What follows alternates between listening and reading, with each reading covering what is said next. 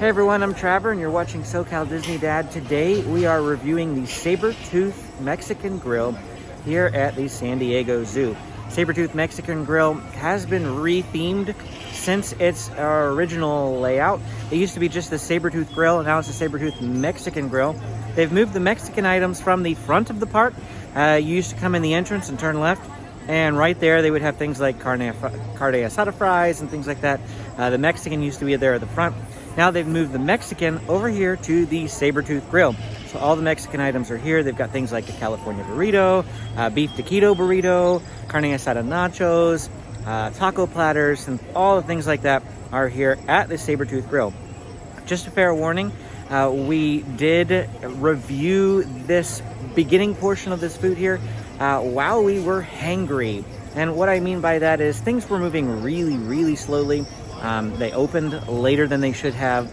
The service was subpar. And so my tone has a tendency to be a little negative. I don't like to do negative reviews, but in this case, I feel the comments were warranted. They might have been a little more negative than they needed to be, thanks to the hanger. We've had the food, and so, you know, let's just hop to the video and you'll see what I mean. All right, we're about to head into Sabertooth Mexican Grill here. They opened like 7 minutes late, and there's a really long line of people here now. I'm not quite sure what they're doing, why they haven't let us go in yet, but all the people that were here are getting really antsy. Most of the food places around here, just when they're ready, they open, and it's like 10:45 and you can get food. And this one, for some reason, didn't open when they were supposed to. Here's a look at the menu. So this is a Mexican grill, so it's got tacos, burritos, they've got nachos, chips and salsa, chipotle wraps. Looks like the Taste of Spring has Carnitas Nachos. 4 food tastings for $35. You can get all of these items at all the different locations throughout the park. Beef Australian heat salad at Sydney's Grill, Kookaburra con crema at the Sweet Shack, and I'll just get close so you can pause this and take a look at all those food items. And it's like a food festival by the looks of it. Also, they do have beer selections that you can get at those things as well. Now that we're inside, we'll take a look here at the Sabertooth Grill. There's not a whole lot of spacing in here. They're not using their switchbacks. And from what I can tell, there is no food pickup area because people actually have their food over there, which means that instead of coming in, ordering your food, getting a pager, and going out and sitting and waiting, and the line moving, they're literally making everybody stand here until their food is cooked and packaged. And it's really slowing things down. On top of them opening late, this is not shaping up to be a great review for the Sabertooth Grill. They do have a few a la carte items here that you can just grab. Looks like we've got a chipotle chicken wrap for $12.99, which that's a really tiny chicken wrap for $12.99. The seasonal fruit salad, $9.99. That is a really sad looking fruit bowl as well. SeaWorld's fruit cup is like $6.99, and it's a full thing of grapes, full cluster of grapes. It's amazing. That is definitely not worth the price. We've got a big brownie down here that actually looks pretty good. I'm not gonna lie, that looks like a pretty great brownie. Baja Caesar salad, $11.99, really tiny.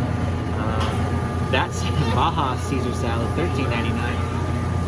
What's different than that Baja Caesar salad? They're both Baja Caesar salads. One of them is cheaper than the other. Oh, one doesn't have meat. This one has meat. That one's with marinated pollo asado. Again, both of these look really tiny for the expense. And then they've got creamy caramel flan up here, and a Tres Leches cake. The desserts don't look too bad. A bit overpriced, but not too bad looking. This brownie, that's huge. Huge brownie. If it tastes as good as it looks, like if it's easy to cut into and it's not hard as a brick, which it looks like it might be kind of hard as a brick, it might actually be a really great brownie. And then it looks like over there they've got some cookies, and we'll take a look. So here's a look at those cookies. They don't really look all that great. And I only see oatmeal and raisin. I don't see the lemon cooler. Over here we have Mexican sprinkle cookies. Here off to our right we do have the different cups that you can get here. The cup in the middle with the baboon face on it, that is their refillable cup. I've got one from like 3 years ago that we still use. $2 refills if you bring that cup in. We always get water, but they'll give us a bigger water over the little tiny plastic cups of water. Then that big cup off to the right is their souvenir sipper. They do have a few other Rice Krispie treats here. Almost looks like a Mickey on there, but this is not Mickey themed. Hello. So from the point that they should have opened at 11 to the point that we got our food and sat down with only 3 parties in front of us was 30 minutes. Because they opened 7 minutes late and then we're moving at a snail's pace in there. I don't see us coming back here again unless this food is to die for. It better like knock my socks off is all I'm gonna say. They handed me my box like this. So you can see like they spilled all over the side of my box, all nasty like. Didn't clean it up. And they did give us the Carnitas Nachos. They did. So this is the Carnitas Nachos. It looks pretty good, that's for sure. A guy in there got a beef taquito burrito. It was a huge burrito, and it had 2 taquitos wrapped inside the burrito. It looked really good. So, I mean, the food here looks good from what I could tell. If you like Mexican, I think you're gonna like this food, but the service hasn't been all that great so far today. Okay, Amy is gonna try these carne asada nachos. I don't know, do your best.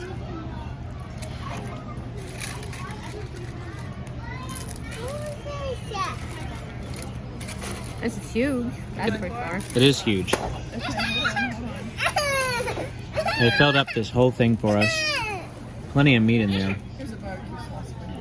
I'm gonna have just a piece of meat.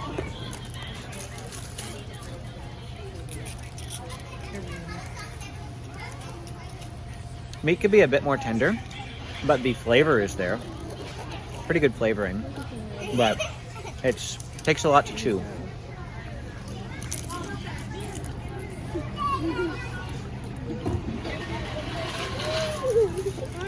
James and Grandma got chicken strips.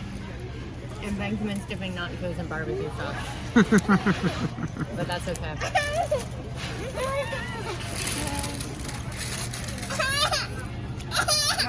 Did you get a good bit of meat yet? Mm-hmm. What do you think? I think it's good. I'm still just trying to eat. Let's see here if I can. It is like very hard to find a piece that you can grab onto. Almost need to just, huh? Yeah, they gave us hand sanitizer at the entrance. Yeah, these are pretty good. It's very messy. It's going to be very difficult to film while eating this. So we'll just check back in with you once we finish up. We're probably going to have to dig into this with forks and things, so that'd be my guess. Benji's very happy about something. Okay, good. Good job. Good job. Better having him happy than upset. So that's always good. Have a quick view of the area here.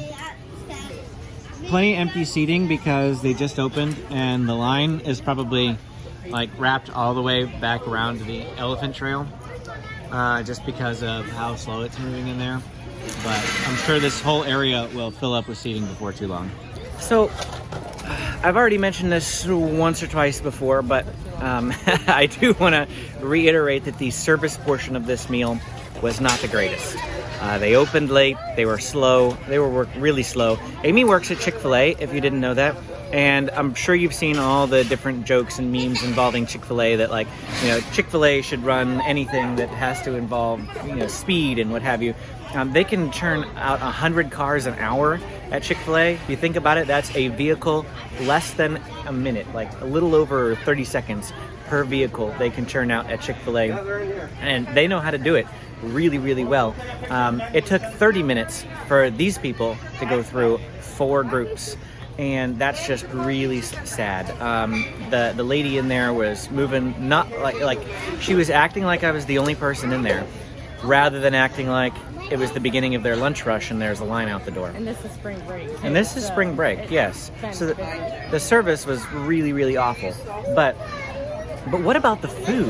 What did you think? I thought it was good. Like, the food actually was good. I'll tell you that. Yeah, no complaints there. Our nachos had,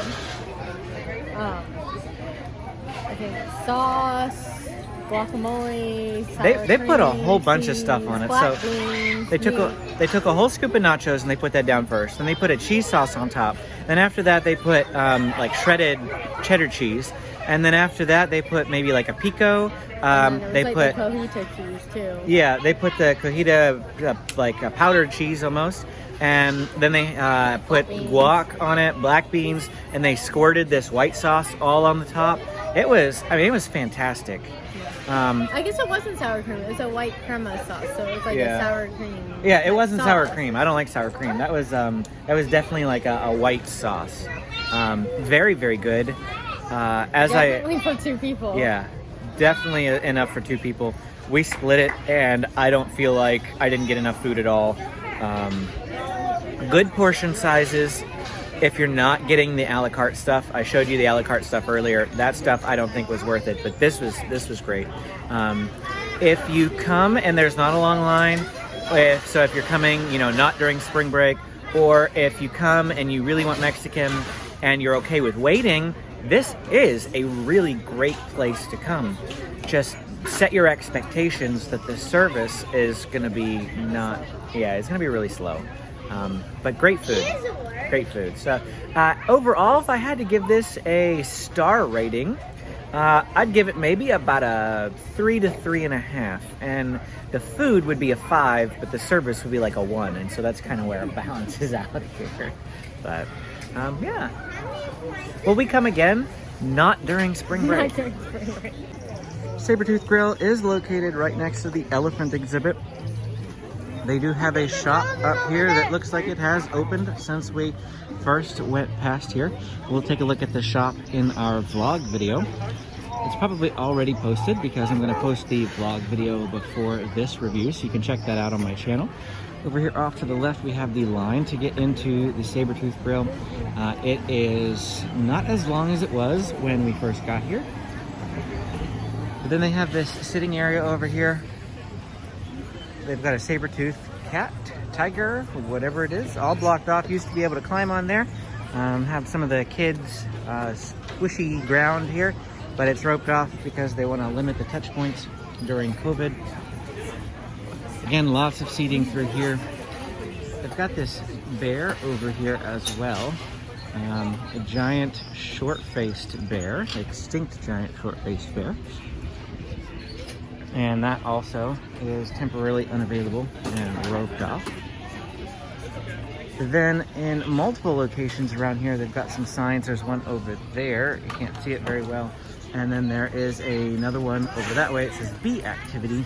And of course, there's a sign right here that's blocking that entire section over there off from being able to sit due to bee activity. So there's some bees around here, at least at this time, so they don't want you to sit over there. But really beautiful area for sitting, and they've got lights under all of these canopies and things, so I imagine that when it gets dark you'll be able to have those lights there, which would be really neat.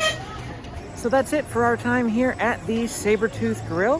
Thanks for watching. If you want to see more videos and reviews like this, go ahead and hit the like and subscribe button, and we'll see you again next time.